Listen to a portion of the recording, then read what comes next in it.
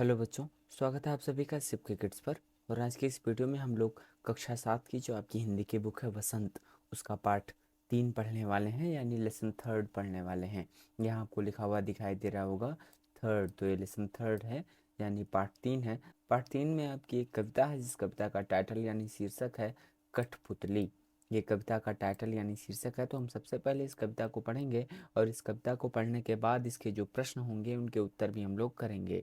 तो आइए इस कविता को पढ़ें। हम इस कविता को पढ़ना प्रारंभ करें उससे पूर्व आप सभी लोगों से विनम्र अनुरोध है कि अगर आपको वीडियो अच्छा लगे तो आप लोग वीडियो को लाइक कीजिए, चैनल को सब्सक्राइब कीजिए और साथ ही साथ कमेंट बॉक्स में अपनी प्रतिक्रिया अवश्य दें। कठपुतली गुस्से से उबली, बोली ये धागे क्यों हैं मेरे पीछे आगे, इन्हें तोड़ दो मुझे मेरे पाँव पर छोड़ दो। सुनकर बोली और कठपुतलियाँ कि हाँ, बहुत दिन हुए हमें अपने मन के छंद छुए। पहली कठपुतली सोचने लगी ये कैसी इच्छा मेरे मन में जगी। तो ये तो थी कविता, इसे लिखा था भवानी प्रसाद मिश्र जी ने।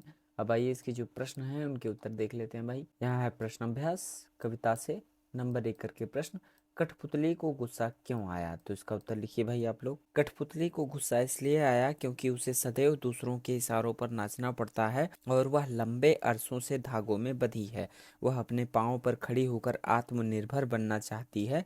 धागे में बंधना उसे पराधीनता लगता है, इसलिए उसे गुस्सा आता है। नंबर 2 करके प्रश्न। कठपुतली को अपने पांव पर खड़ी होने की इच्छा है, लेकिन वह क्यों नहीं खड़ी होती? तो इसका उत्तर लिखिए भाई आप लोग। कठपुतली स्वतंत्र होकर अपने पांव पर खड़ी होना चाहती है, लेकिन खड़ी नहीं होती क्योंकि जब उस पर सभी कठपुतलियों की स्वतंत्रता की जिम्मेदारी आती है तो वह डर जाती है। उसे ऐसा लगता है कि कहीं उसका उठाया गया कदम सबको मुश्किल में न डाल दे। नंबर 3 करके प्रश्न। पहली कठपुतली की बात दूसरी कठपुतलियों को क्यों अच्छी लगी? तो इसका उत्तर लिखिए भाई आप लोग। पहली कठपुतली की बात दूसरी कठपुतलियों को बहुत अच्छी लगी क्योंकि वे सभी स्वतंत्र होना चाहती थीं और अपने पांव पर खड़ी होना चाहती थीं। अपने मन मर्जी के अनुसार चलना चाहती थीं, पराधीन रहना किसी को पसंद नहीं। यही कारण था कि वह पहली कठपुतली की बात से सहमत थीं। नंबर 4 करके प्रश्न है।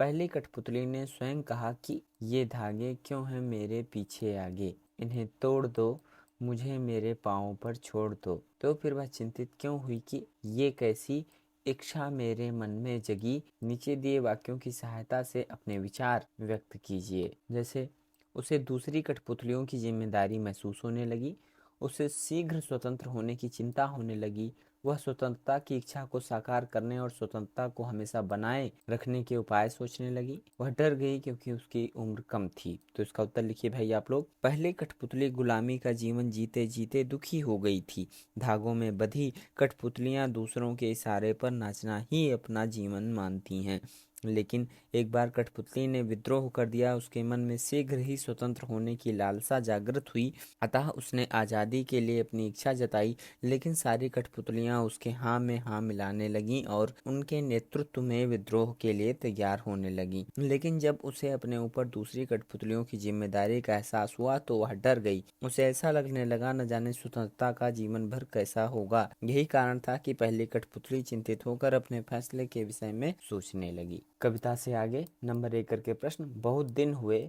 हमें अपने मन के छंद छुए, इस पंक्ति का अर्थ और क्या हो सकता है? अगले पृष्ठ पर दिए हुए वाक्यों की सहायता से सोचिए और अर्थ लिखिए। क, बहुत दिन हो गए मन में कोई उमंग नहीं आई। या फिर ख, बहुत दिन हो गए मन के भीतर कविता सी कोई बात नहीं उठी जिसमें छंद हो लय हो।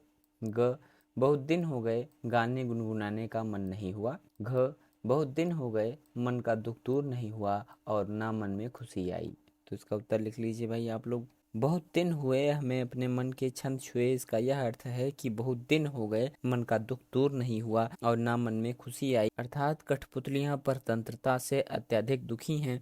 उन्हें ऐसा लगता है जैसे वे अपने मन की चाह को जान ही नहीं पाती। पहली कठपुतली के कहने से उनके मन में आजादी की उमंग जागी। नंबर 2 करके प्रश्न। नीचे 2 स्वतंत्रता आंदोलनों के वर्ष दिए गए हैं, इन दोनों आंदोलनों के दो स्वतंत्रता सेनानियों के नाम लिखिए। को करके है सन 1857, तो इसके लिए लिख लीजिए, यहाँ लिख लीजिए महारानी लक्ष्मीबाई और यहाँ लिख लीजिए मंगल पांडे। ख करके है सन 1942, तो इसके लिए लिख लीजिए महात्मा गांधी जवाहरलाल नेहरू। अनुमान और कल्पना। स्वतंत्र होने की लड़ाई कठपुतलियां कैसे लड़ी होंगी और स्वतंत्र होने के बाद स्वावलंबी होने के लिए क्या क्या प्रयत्न किए होंगे।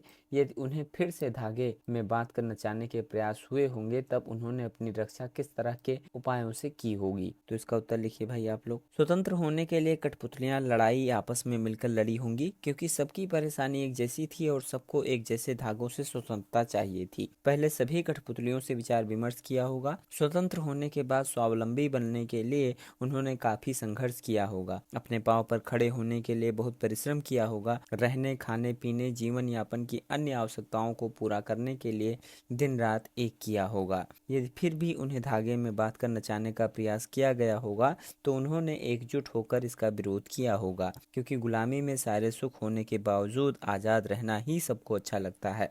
उन्होंने सामूहिक प्रयास से ही शत्रुओं की हर चाल को नाकाम किया होगा। इस तरह उन्होंने अपनी आज़ादी कायम रखी होगी। यहाँ है भाषा की बात। नंबर 1 करके प्रश्न। कई बार जब दो शब्द आपस में जुड़ते हैं तो उनके मूल रूप में परिवर्तन हो जाता है। कठपुतली शब्द में भी इस प्रकार का सामान्य परिवर्तन हुआ है। जब काठ और पुतली दो शब्द एक साथ हुए कठपुतली शब्द बन गया और इससे बोलने में सरलता आई। इस प्रकार के कुछ शब्द बनाइए जैसे काठ कठ से बना कठगुलाब कठफोड़ा। जैसे हाथ हाथ से हथ, तो इसका बना लीजिए भाई आप लोग हथकरघा। हथ लिख लीजिए उसके बाद जो है प्लस करके करघा लिख लीजिए और उसके बाद हथकरघा लिख लीजिए। सोना, सोना से सोन, तो इसके लिए लिख लीजिए सोनपरी। सोनपरी लिख लीजिए इसके लिए सोनपरी। सोन प्लस परी और उसके बाद सोनपरी। मिट्टी, मिट्टी से मठ, तो मठ के लिए लिख लीजिए मटमैला। मटमैला, मट लिख लीजिए उसके बाद जो है मैला लिख लीजिए और उसके बाद जो है मटमैला। नंबर 2 करके प्रश्न। कविता की भाषा में लय या तालमेल बनाने के लिए प्रचलित शब्दों और वाक्यों में बदलाव होता है। जैसे आगे पीछे अत्यधिक प्रचलित शब्दों की जोड़ी है लेकिन कविता में पीछे आगे का प्रयोग हुआ है। यहाँ आगे का बोली ए धागे से धुन का तालमेल है। इस प्रकार के शब्दों की जोड़ियों में आप भी परिवर्तन कीजिए। दुबला पतला, इधर उधर, ऊपर नीचे, दाएं बाएं, गोरा काला, लाल पीला आदि। तो इसके लिए उत्तर लिख लीजिए भाई आप लोग। ये जो पहला वाला है इसको लिख लीजिए पतला दुबला। इधर उधर लिखा हुआ है तो इसे लिख लीजिए उधर इधर। ऊपर नीचे लिखा है तो इसको लिख लीजिए नीचे ऊपर। दाएं बाएं लिखा है तो इसके लिए लिख लीजिए बाएं दाएं। गोरा काला लिखा है तो काला और गोरा। लाल पीला है तो इसको कर दीजिए पीला और लाल। तो इस तरह से हम लोगों ने कक्षा 7 की जो आपकी हिंदी की बुक थी वसंत, उसका पार्ट 3 पढ़ा। पार्ट 3 में आपकी एक कविता थी जिस कविता का टाइटल यानी शीर्षक था कठपुतली, जिसे हम लोगों ने पढ़ा। उसके जो प्रश्न थे उसके उत्तर भी हम लोगों ने किए। अगर आपको वीडियो अच्छा लगा है तो आप लोग वीडियो को लाइक कीजिए, चैनल को सब्सक्राइब कीजिए।